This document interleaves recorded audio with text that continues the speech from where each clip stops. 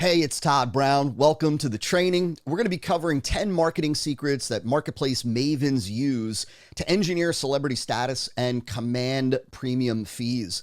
Now, probably a better, more appropriate title would have been if I would have said 10 marketing secrets that marketplace mavens used to become marketplace mavens to engineer their celebrity status, because that's really what this process is all about. This is intentionally done. This is strategically orchestrated, if you will. It truly is engineered celebrity status, that is marketplace positioning. This is not an organic byproduct of creating content or publishing a bunch of stuff or waiting until you get recognized. Much of being a marketplace maven, a thought leader, a true authority in your marketplace is brought about through this engineering, through what it is that you say and how you say it and when you say it and where you say it. And so I really want you to think of this as kind of your celebrity brand, if you will. I hate to use the word brand, but it's really what you represent to the market, right? So what we're talking about here is not like your core differentiation. It's not what makes you different, what makes you better, what makes you superior. This is about how and what your marketplace thinks of when they think of you. It's how prospects view you and think about you, right? And our aim for you in your marketplace is really for you to become famous, for you to be a celebrity in your market, a recognized celebrity. And like I said, this doesn't happen organically. It happens strategically. It's engineered. It is manufactured. Believe me when I tell you that the overwhelming majority of top entrepreneurs in their markets, top marketers in their markets, they've become those recognized figures because they've intentionally engineered it that way. They've strategically executed certain behaviors, certain content to bring that about, to kind of make it happen, to make it a reality. And that's what it is that I'm going to share with you in this training. I'm going to give you 10 kind of marketing tricks, if you will, or marketing strategies, tactics that you can use to bring this about for yourself. Now, let's very quickly talk about why this is so important, like the value of this kind of marketplace positioning, right? The value of being viewed as a thought leader, as a celebrity in your marketplace. Number one is this, that celebrity status or celebrity positioning is much more valuable than is simply being viewed as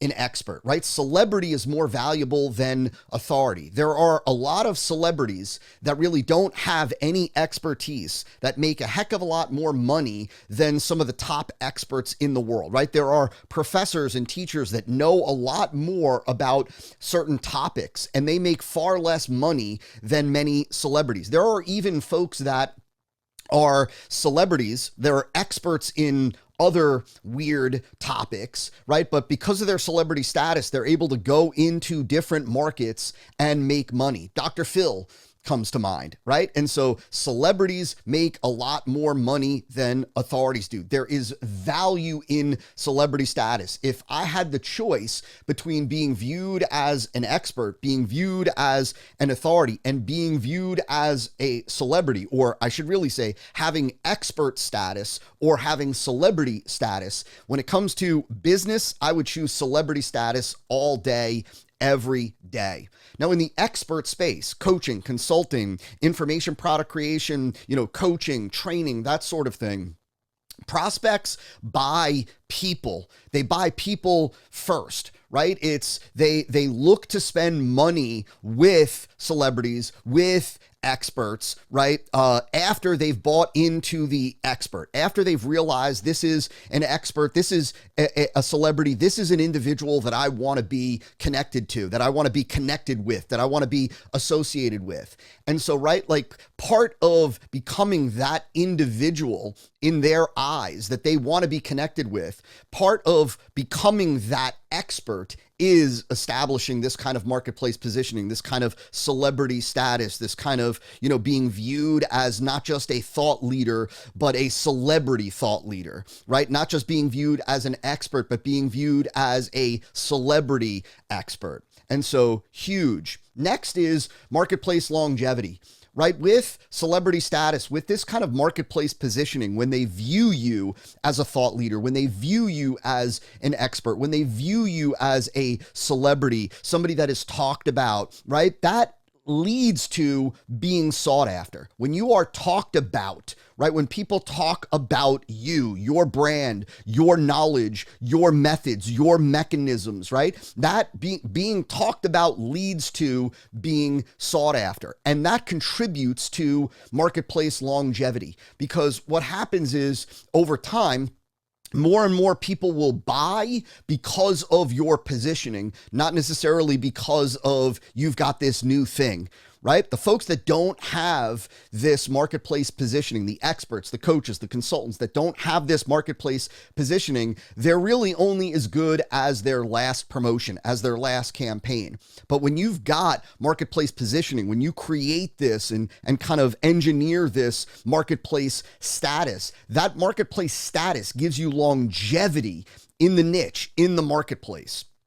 Next, of course, and this goes without saying, and these could be really in any order in terms of value, if you will, but right, there's pre-established influence. So when people view you as a thought leader, when people view you as a celebrity, when people view you as sought after, when people know about you, hear about you, see others talking about you, right? They come into your world with a certain level of influence already in place. Right? So a certain level of influence already in place. You take any well-known expert, any quote unquote celebrity expert, right? And if you come into their world for a first time, and you know that others are talking about them, that they are in demand, that they are sought after, that they command premium fees, all of those things, that they've got a huge amount of endorsements and well-known and well-respected people talk about them, right? What they say carries a lot more weight immediately from moment one. And so there's pre-established influence, right, leading to enhanced conversion rates, more sales, and easier time converting prospects into buyers. And so this marketplace positioning gives you pre-established influence. Next is pricing elasticity. The reality is that pricing has a lot less to do with the actual deliverables, and even in many cases, the end result for the prospect. And it has a lot more to do with the positioning of the expert behind it, right? And so there's a reason why, let's say, a guy like my buddy Jay Abraham, one of the most well-known marketing consultants really globally, right? There's a reason why he can charge substantially more for consulting than any other or many other consultants, marketing consultants, not only because people view his knowledge as more valuable, but he comes with this pre-established influence, right? You recognize this guy is in demand, he's highly sought after, and therefore he's got a lot more elasticity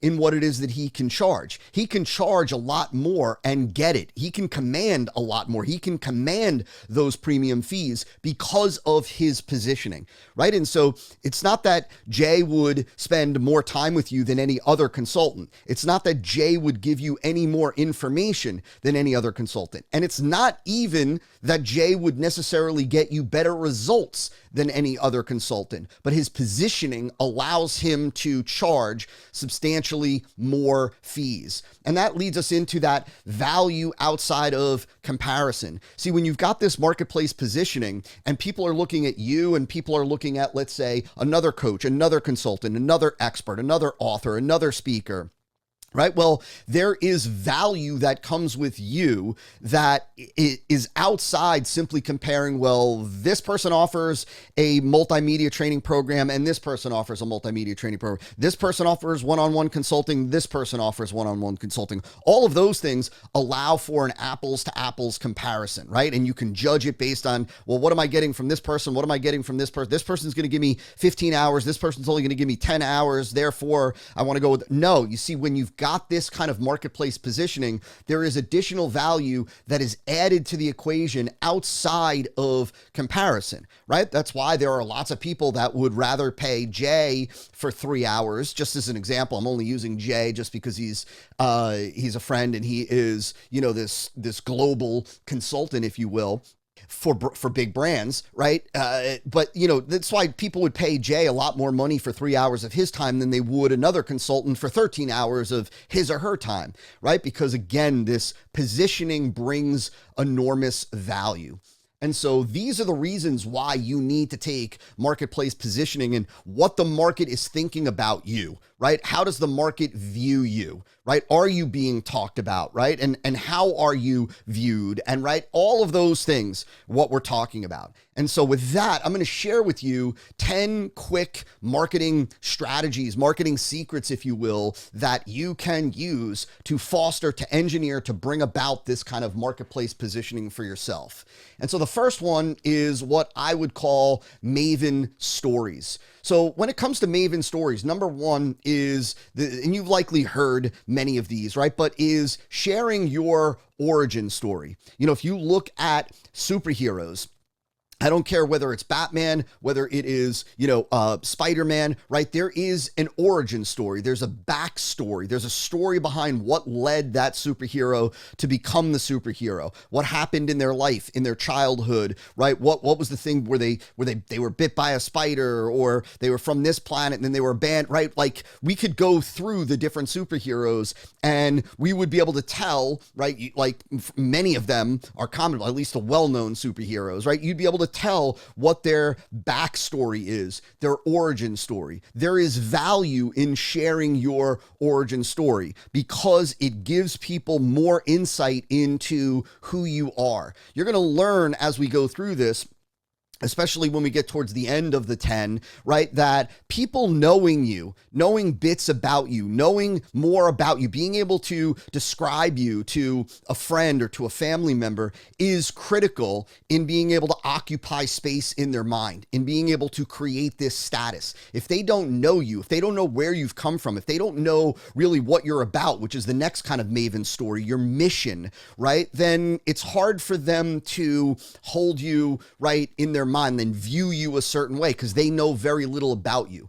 And so Maven stories are a way to kind of share who you are, to give a glimpse into who you are, specifically your origin, your backstory. What was life like before you became this Maven, this well-known authority, this celebrity, right? What was your upbringing? Kind of what led you to this point? What made you make this decision to start to share with the world? And then the second one is your mission. Why are you doing what you are doing? See, people buy into people that are about things bigger than just themselves, right? If your marketplace thinks that you're just all about the money and right, all it is for you is dollars and digits, right? Well, it's going to be very difficult for you to occupy that celebrity expert status in their mind. Certainly, it's going to be difficult for you to become a celebrity expert that they want to follow, that they want to be connected to.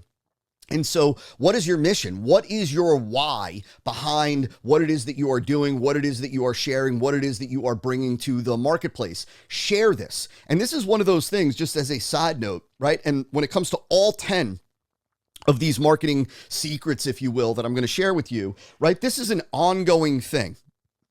This isn't about you sharing your mission once and that's it, and you never share it again, or sharing your origin story once and never sharing it again. You've got to recognize that new people are coming into the marketplace, new people are coming into your world, new people are coming into your tribe, and people have short memories. And so you want to continue to keep this out there in front of them. The last one that I would say, and there's more Maven stories that you could use, but these are really the three most common, is adversity, triumph.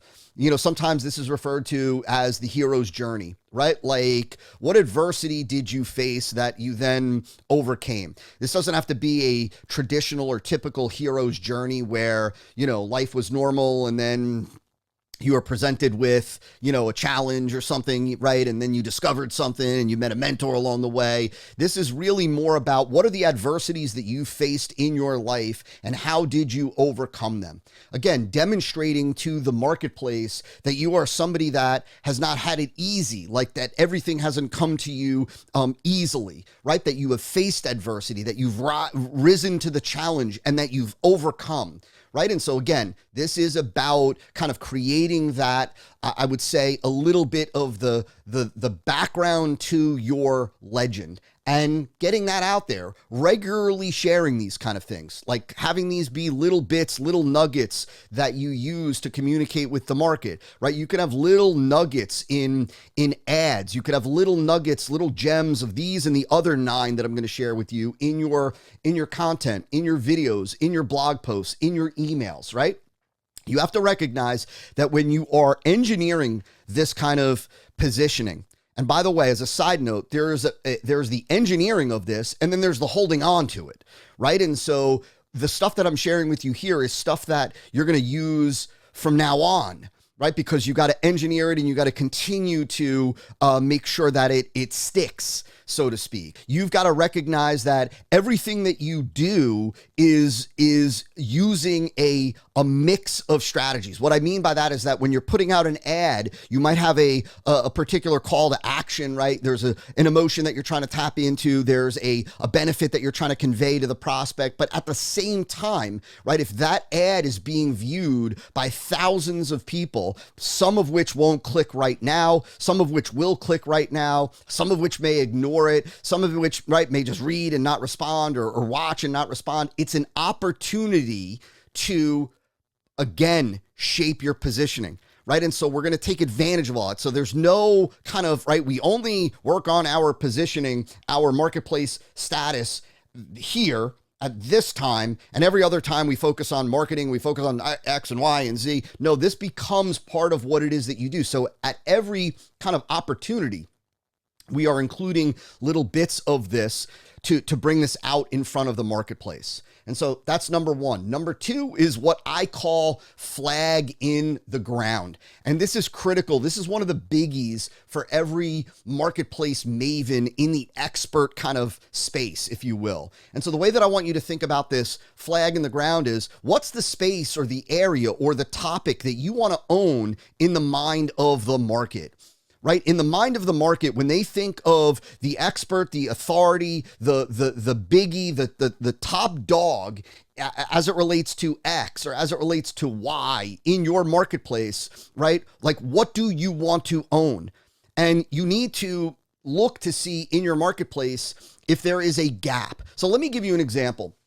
Let's take, for example, one of my buddies, Ryan Levesque. So Ryan Levesque, you may know him. He's the author of Ask, and I believe Choose. And right, this is a method for doing surveys, polls, quizzes, assessments, right? As a marketing tool, as a way to segment your list and create these buckets, right? And so, but he is known as the guy. Right? When you think of who is the authority when it comes to using polls and quizzes and assessments and that kind of approach in marketing for list segmentation and bucketing and all that, Ryan is the guy. He has his flag in the ground. He put his flag in the ground, right? And he engineered that by focusing everything that he talked about around that topic.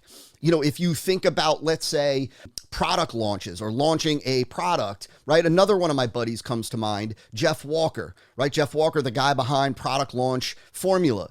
Jeff is the guy that he owns that arena. He owns that area. When you think of the authority on launching products, Jeff is the guy that gets mentioned. Jeff is the guy that gets talked about. There is nobody else. He owns that space. There might be others that talk about launching products and whatnot, but when the marketplace thinks of the authority when it comes to launches, it's Jeff. When they think of the authority when it comes to polls and quizzes and assessments, they think of Ryan. And so you want to ask yourself, as it relates to your topic and your marketplace, What is it that you want to own? Where are you going to put your flag in the ground? Where do you want to be known as, right? This is really, if you really boil it down, what we're talking about here is you getting clear on when the marketplace thinks of you as the leader of X, what is X? Like, what is X? And what I would tell you is that you want to look for, where is there a gap in the marketplace? This doesn't mean that you only can go where there is a gap, but certainly where there's a gap, it's much easier to put your flag in the ground. Meaning, where is there a topic? Where is there an area that there is no flag in the ground yet? And you could go over and you could just, boom, put your flag in the ground, and then you could engineer everything else around that to support it. See, years ago, I'll tell you, many, many moons ago, before I started this company, I saw in this space, in the business development space, marketing training, marketing education space, that the idea of funnels was starting to grow, it was trending up. More and more people were talking about funnels. More and more people were asking questions about funnels, right? Funnels were kind of starting to become a buzzword and starting to take off. And I also saw that that nobody put their flag in the ground at the time. And so many, many moons ago, I put my flag in the ground, right? But I said, I am going to own that space in the mind of the market. And until just a handful of years ago, I changed directions and began focusing more on acquisition, customer client acquisition, right? That was, my whole focus was around funnels. But then I moved on as the market evolved and the market became more sophisticated. I became, I evolved, so to speak, or my positioning, I decided for my positioning to evolve. But the point is that I saw that there was a gap. I saw that there was an area that was trending up, that was becoming more popular. And so I intentionally decided to put my flag in the ground. Now, let me be clear about something, right? When I decided that I wanted to start to share all the marketing things that I was doing and using in other markets, in other spaces, in other verticals, when I decided that I wanted to start to teach and share and train, right? There were a lot of different angles, a lot of different areas that I could have kind of put my flag in the ground, right? Or decided to put my flag in the ground for. But I chose funnels because I saw that it was trending up and there was a gap, right? But if you really think about it, at the end of the day, even years ago, right, I might have been using the word funnel and talking about marketing funnels and sales funnels and funnel creation and all that stuff. But I was really teaching solid direct response strategy and tactics, the principles of direct response, the principles of setting up campaigns the right way, and so on, right? The idea of the funnels was just my way in to own a particular area, right? Because I knew the value of putting a flag in the ground. I knew the value of owning a piece of real estate, if you will, in the marketplace. I understood the things that I shared with you about the value of marketplace positioning. And so I wanted to take that. I took that and I still taught what it is that I wanted to teach. I just attached it to funnels. But again, I saw it trending up. I saw a gap in the marketplace. I put my flag in it. And then everything that I did and said and showed and kind of talked about had to do with funnels. And right, to be completely transparent, right, I just started immediately talking about, I'm the number one funnel guy, right? Like years ago, I put my flag in the ground. Day one, I was like, I'm the guy. I am the guy. I am the best. Right? Like, and so I brought it about and then I started to support it in the ways that I'm going to continue to teach you. And so you want to pick it and then own it. Meaning you want to look for, where are you going to put your flag in the ground? What is the thing that you are going to be known for? What is the thing that when your marketplace looks at you, thinks of you, they say he's or she's the top dog in X? That's flag in the ground. Number three is the principle really of self-aggrandizement. And this is really something that I first heard from Gary Halbert. Gary Halbert, one of the greatest direct response copywriters of all time, talked about when it comes to the expert arena, the expert industry, if you will. He said, we're really in the self-aggrandizement business.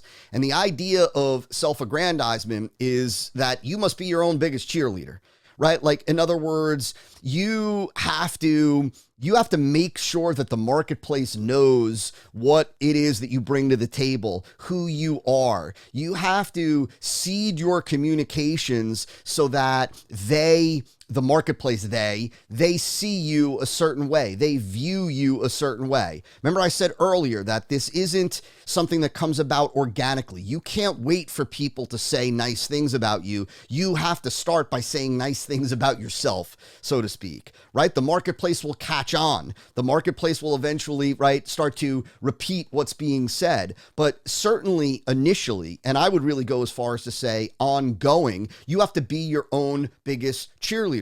Don't assume that your prospects know what makes you great, what makes you special, what makes you unique. Don't assume that they know that you are sought after, that you've got a waiting list, that you've got lots of clients or customers, whatever it is. Don't assume that they know that, right, your book is read by people in X number of countries. Don't assume that they know any of the good stuff. Don't assume that they know any of it. You've got to remind them, right? This is something that I do not like. I really hate this part of the business, to be honest with you, but this is a necessary principle. It's a necessary thing because if you don't, they won't.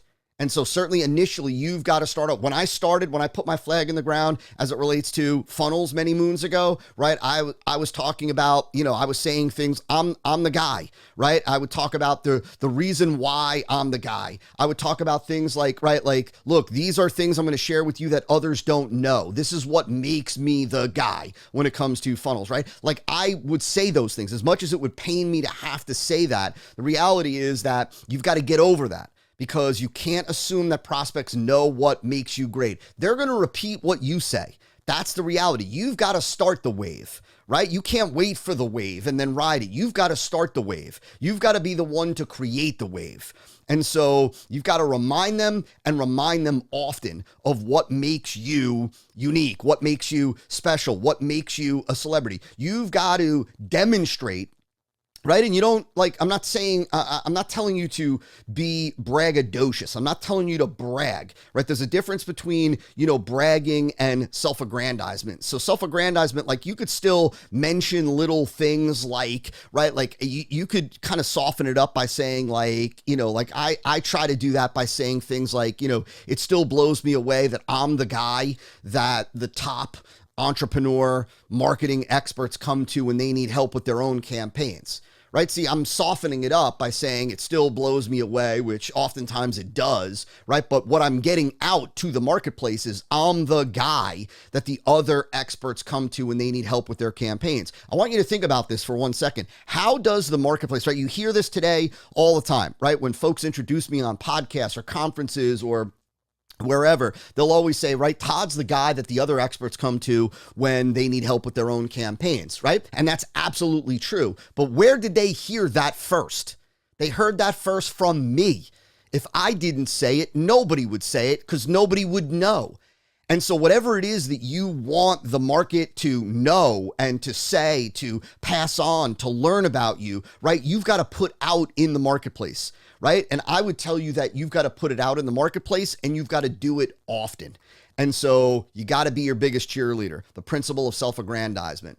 Number 4 is miracles. And miracles, this is just a fancy pants way of saying, like, what's the unbelievable, the incredible, the amazing, the, jaw-dropping stuff that you've done or that you do or that you're able to do for clients or customers, right? This is kind of like, is there anything that is just right? I often say, I'm not great at a lot of things. In fact, I'm terrible at most things, right? I can't cook. I'm unorganized. I can't fix things, right? And so I'm terrible with tools. I'm also really terrible in small social settings, right? But there's a couple things that I do really well, right? I could take a client and if they're an action taker, I can add $1 million to their business in 12 months without a doubt, right? Anybody that's ambitious, who's willing to start an expert-based business, I could take them from 0 to 6 figures, certainly in 12 months, right? And so there are certain things that I'm able to do, right? I could share miraculous, quote unquote, miraculous, like incredible, inspiring, unbelievable things in terms of helping clients coming in, spending the day with me, and then going back and making an extra 2.5 million or 3.5 million, or going on to, to go from 3 million to 12 million in the next 10 months, stuff like that, right? I can share that. And so you want to look for what is the miraculous that you've done, right? Whether it be for yourself or for clients, right? What is the miraculous that you do? Can you sit down and, I don't know, can you, if you're in the marketing game, can you sit down and can you write a 6-figure sales letter or VSL script in under 2 hours? Like, is that what, is that part of your legend? So you have to understand that, right? The miracles become part of the legend of you, part of the story of you. You are really here kind of forming a character. You're not making anything up. You're not lying, right? You're not lying. You're not making anything up, but you have to understand that you're pulling these pieces together and you are creating and forming a character that you want the marketplace to see as this celebrity expert. And part of that is like, what are you known for? What can you do, right? Like, you can think about certain well-known celebrities, well-known individuals, even go back to the superhero world, right? And you think about, you not only know their backstory, their origin story, but you know like what special skills they have. You know what it is that they can do, what it is that they can pull off really well, right? Like, and so what is the miraculous? I remember the story of, now granted it was this kind of a gimmicky marketing thing, but Robert Allen, many, many moons ago, when it was like, I forget the exact copy, but it was like, right, you can strip me naked, blah, blah, blah, drop me off in any city, give me just $100, and in X number of days, I'll have an investment property like under my, ownership or something like that, right? And that's like an example of the miraculous. Right? Like you could leave this guy with nothing but $100, no contacts, no nothing, right? And in 4 days, this guy's coming back with an investment property. That's an example of the miraculous. And so what are the miracles, so to speak, that you've done, you're able to do, or you do for clients? What are the miracles that you want to be known to perform? This is another one that, right? This is kind of, when you are thinking about the miraculous that you've been able to pull off, or that you do pull off, or that you've helped clients pull off, you really want to put it through the filter of what are the miracles that you want the marketplace to know you for. This goes back to, where is your flag in the ground, right? Like, where is your flag in the ground? We're not talking about just random, quote unquote miracles, incredible things. I'm not talking about like, hey, I've got a 650 pound, incline bench press, right? That's irrelevant to the market, right? Unless you were talking, unless you were in the marketplace working with power lifters or something like that. But like for me, right, that would be a ridiculous, valueless a miracle to put out there, right? And so what do you want to be known for? And can you find examples of that in your story, in your journey to share? Remember, this becomes part of your legend, right? I want you to imagine, people at a conference in your marketplace kind of together in a corner saying, talking about you, saying, yeah, I heard so-and-so did X. Yeah, I heard so-and-so is able to help clients do LMNOP. Yeah, I heard once she pulled off, XYZ. That's the kind of thinking that I want you to have behind this idea of miracles. Next, we've got legend, right? And legend this is kind of a very general, broad, this is tales of your escapades, your adventures, your achievements, things that you've done, people that you've been with, places that you've gone, like, right? Like, what is your story in terms of the things that you've experienced, the things that you've done? When I say achievements here, I'm not talking about the miraculous. The miraculous, right? The reality is, right, you only have 1, 2, maybe tops 3 things, 3 miracles that you either have pulled off off or can pull off, right? Or have helped clients pull off, right? They fall under 1, 2, maybe at the most 3 different kind of categories. Here it is, right? Like, what is it that you've done? What are the adventures that you've been on? Have you ever, have you had dinner with Elon Musk? Have you, right? Did you live on a deserted farm for a month, right? Did you uproot your family and travel across the United States for 18 months? Did you like go on a cooking show and win? This is part of who you are. This is part of the character. Again, I want you to think about this like reading a novel. And right, this is more kind of detail, more information, more insight into the character. Think about it like you're the protagonist in the story, right? And they want to know, who is this person? What have they done? What have they experienced? Where have they been? What have they achieved, right? Like what, and I'm not talking the ordinary here. You want to have some interesting nuggets to share, because really you want to be an interesting character.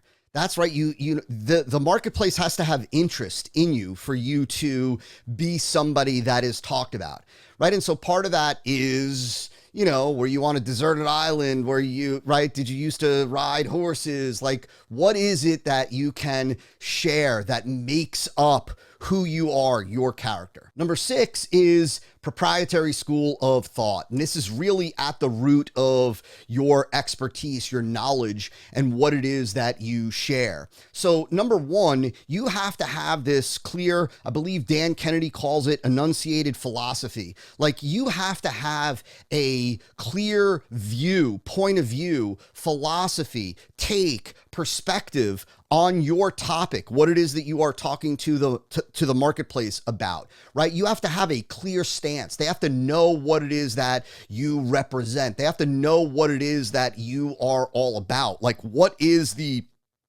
philosophy, the approach, the point of view, the perspective that you take, that you stand for, that you are all about, right? You can't just be this generalist. If you think of somebody like Dave Ramsey in the personal finance space, well, you know that Dave Ramsey is big on debt reduction, I believe it is, right? It's all about debt reduction, and it's all about, right, getting out of debt. That's like part of his core philosophy, right? So you'll never hear Dave Ramsey talk about using credit cards to make an investment into a business or anything like that. It goes against his enunciated philosophy. It goes against what it is that he stands for. It goes against his point of view. If you take somebody like Robert Kiyosaki, also in that world of finance investing, right? He has a very different enunciated philosophy, right? His whole idea is going from an employee to, a business operator to a business owner, right? And he's got this whole philosophy on what's considered, an investment or an asset and what's not, right? And he talks about that, the whole, how your home is not an asset, right? That's part, whether you agree or you disagree, that's part of his enunciated philosophy. That's part of his point of view. Just like with me, there are a lot of things that I can talk about here, right? I talk often about, it's not about the marketing model or the funnel model, whether you're using a webinar or a video sales letter or a long form sales letter. I talk about that it's all about the message underneath, right? I talk about why you need differentiation and how differentiation today needs to be in the form of a mechanism, right? And what that mechanism does and why it's so important. I talk about the value of education-based marketing, right? And why you don't want to just pitch a product, right? And blah, blah, blah. All of these different things, right, are part of the philosophy that I share. This is really important because you want the marketplace to know what you're all about, what you stand for, what you represent, because you want to give them something that they can attach themselves to, right? That they get it, that it resonates with them. This also means that there are going to be lots of people that it doesn't resonate with, and that's okay. That's normal. In fact, that's what you're after, right? A big part of marketing, a big part of positioning, a big part of status is not only attracting attraction, but is repelling, right? It's repelling the wrong people, or repelling certain people and attracting certain people. And so it's okay. There are some people that Dave Ramsey resonates with. There are some people that Robert Kiyosaki resonates with. There are lots of people that don't resonate with either of them, or neither of them resonate with them. That's okay. You have to stand for something. Your marketplace needs to know what you stand for, and you need to stand for it. This means that you need to be consistent with this, and you need to reinforce it. You need to pick, right? So you've got your flag in the ground. Well, now what is your enunciated philosophy? What is your proprietary school of thought? What is your approach, your method, your process, your system, right? That you are bringing to the marketplace, and that you are consistently and constantly bringing to the marketplace and talking about and sharing with them why it's so important, and why you're right, really, right? And why it's this point of view that they want to follow and not the others, right? You've got to bring that out, and you've got to be consistent with it. So you can't do anything that goes against your enunciated philosophy, your proprietary school of thought. You've got to live it out. You've got to be consistent with it, but you've got to represent something, and that has to be clear to your marketplace, to your prospects. That is your proprietary school of thought. You don't want to be a generalist, right? And you don't even want to be just a specialist. You want to be a specialist with a proprietary school of thought, your own approach, your own methodology. Now, very much in line with that is number 7, which is proprietary terminology. Proprietary terminology is really nothing more than insider language. It's the terms, the descriptions, it's your different mechanisms, if you will. It's the terminology that you use, that your tribe uses, right? That represents, like, you are kind of the leader of a movement, if you will. You're the creator of this. This is your proprietary thought, your proprietary method, your proprietary process, and this is how you talk about it, right? And so when we talk about things like even the unique mechanism, the big marketing idea, right? The campaign thesis, right? The campaign argument. When we talk about the sin offer, and I could go on and on, those are all terms that are directly linked to the E5 method, directly linked to me and my enunciated philosophy, my method, my process, my framework, right? You mention unique mechanism and Todd Brown is going to come up. You mention big marketing idea and Todd Brown is going to come up, right? You mention campaign argument. You mention education-based marketing. We talk about CPB chunks. All of these things, right? When we say CPB chunks, that's talked about in our world because it comes from our stuff. It's proprietary terminology.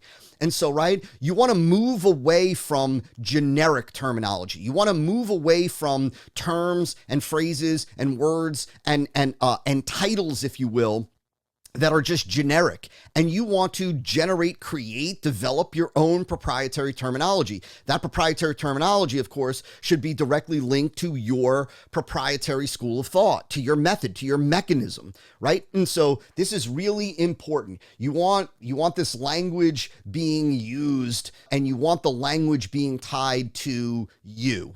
Next is number 8 is sticky idea stories. And this is really simple, right? First and foremost, I'll tell you this, that at the root of establishing this kind of marketplace positioning, this celebrity status, it's all about story. It really is. It's all about narrative. It's all about sharing stories, sharing narrative, right? And it's the narrative, the story that leaves the impression. The idea of a sticky idea story is you communicating with your market in a way that is simple and memorable. You know, in other words, let me say it like this. And this is the difference between the novice and the pro in general when it comes to marketing, right? So if you wanted to let your market know that you were generous, that you're a generous individual, right? Well, you certainly could just come right out and say, I'm a generous individual, right? You could certainly just be explicit about it and come out and say, I'm generous, I'm caring, I'm honest, right? We know that we get pushback. You would get pushback on that because people would question you, like, right? Like first of all, it's weird, it's icky, it's a little like, it just feels strange, right? To do that, right? And so but you certainly could if you wanted to try to get people to see you as generous. But the smart way, the pro way, is to share a story, share a tale, share a narrative that demonstrates your generosity.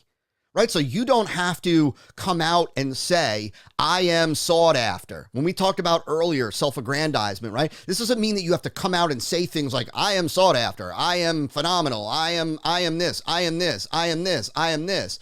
It doesn't mean that you have to do that. No, you can communicate those things through story without ever saying it. You can communicate that you are generous without ever saying that you're generous through story, a story that demonstrates through the story, through what happens, your generosity, right? Just like you don't have to come out and say that you're big on honesty. You can share a story, a simple, memorable, easy to understand story that demonstrates the fact that it's all about honesty for you, right? You don't have to come out and say we go or I go above and beyond for my tribe. You can share a story that never once in the story do you say I go the distance for my tribe, but the story itself demonstrates it. And when it's simple, memorable, easy to understand, it becomes this sticky idea story. What I mean by that is that it stays with them. It leaves an impression and it's easy to pass on, right? So you want to equip your marketplace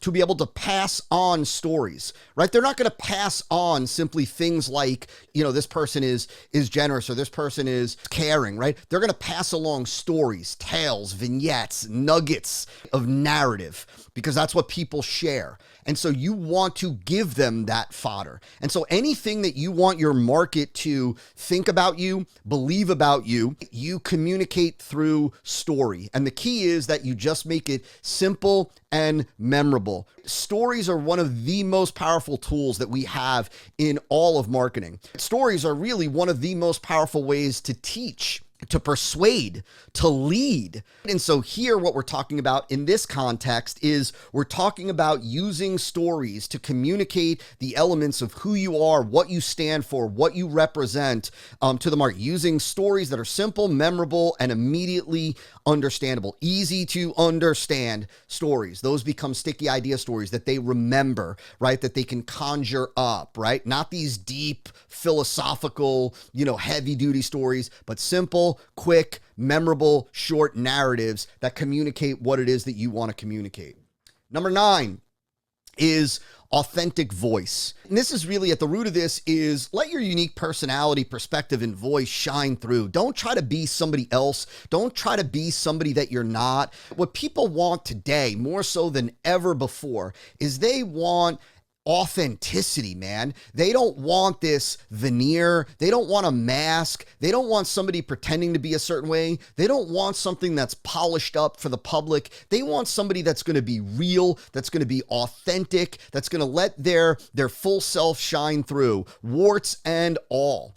And so you want to communicate the way that you communicate.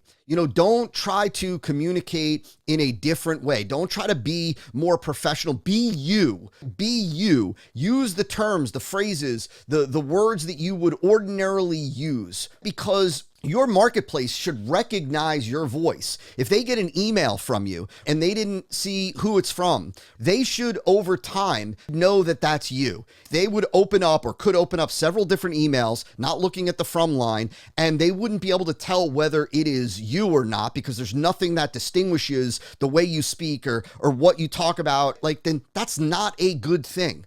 So you want to allow your authentic voice to come through. You want to have a unique voice. And the best way to have a unique voice is to let your authentic voice shine through. Let your authentic personality come through. Let your real deal perspective and vision and insights come through. And don't hide it. Don't water it down. If anything, kind of blow it up. If anything, blow it up. Don't tone it down. And so you want your authentic voice to come through. People want authenticity more so today than ever before because trust online is at an all-time low. And so you don't want to do anything or say anything or present anything in a way that can make them feel like you are being inauthentic. Therefore, you are not worthy of their trust, of being followed. And while they might look at you as you're this celebrity and maybe, yeah, you're an expert, they're not going to want to follow you. And so this is about like coming through as authentic, being you so that they can recognize you. And number 10 is personal connection. And this I kind of alluded to earlier. I mentioned that we were going to touch on this. And this is all about like, let them into your personal world, right? Let them into your personal world. You got to share bits about yourself. Nothing, of course, that could harm your status. So we're not sharing anything and everything, right? You're not sharing that last night you were arrested for a DWI or anything like that. God forbid. You're sharing bits about yourself so that you become real to them, so that you become this real, like three-dimensional character. People buy into people that they know or feel like they know, that they like, that they trust. They have to feel like they know you. You want to develop the feeling of a relationship, the feeling of a connection with you. And the feeling of a relationship and the feeling of connection only comes about if you're willing to share bits about yourself. Just give them more insight into who you are, what makes you tick. It goes back to certainly the origin story and the mission that you're on, and what adverse trials did you overcome and thrive in? And what is life like today? And so some of the best kind of, I would say the experts with some of the greatest impact are folks that they let their tribe, their marketplace, their audience deeply into their world. The audience knows a lot about them. I think it was Dan Kennedy who used as an example, I believe it was Dan at one point, who said that if more people in your audience, if people in your audience know more about a TV character, and I believe he said at the time, Jerry Seinfeld, if they could talk more about Jerry and like what Jerry does and what Jerry likes and what Jerry doesn't like and who Jerry's, what are Jerry's parents like and where do Jerry's parents live, if they can share more about Jerry Seinfeld, a TV character, than they can about you, you are not revealing enough. You are keeping things too closed in. People kind of become attached to, people quote unquote fall in love with people that they know, that they learn more about. And so this is partially why in the weekly memo that we send out, I will have a monologue at the beginning, which tends to weave in some personal stuff. And I always wrap up with some sort of picture of the week. And oftentimes I'm giving pictures of the things that I'm sharing, pictures of stuff that I've done with my family right? And I talk about my girls, my kids, and I talk about my wife, and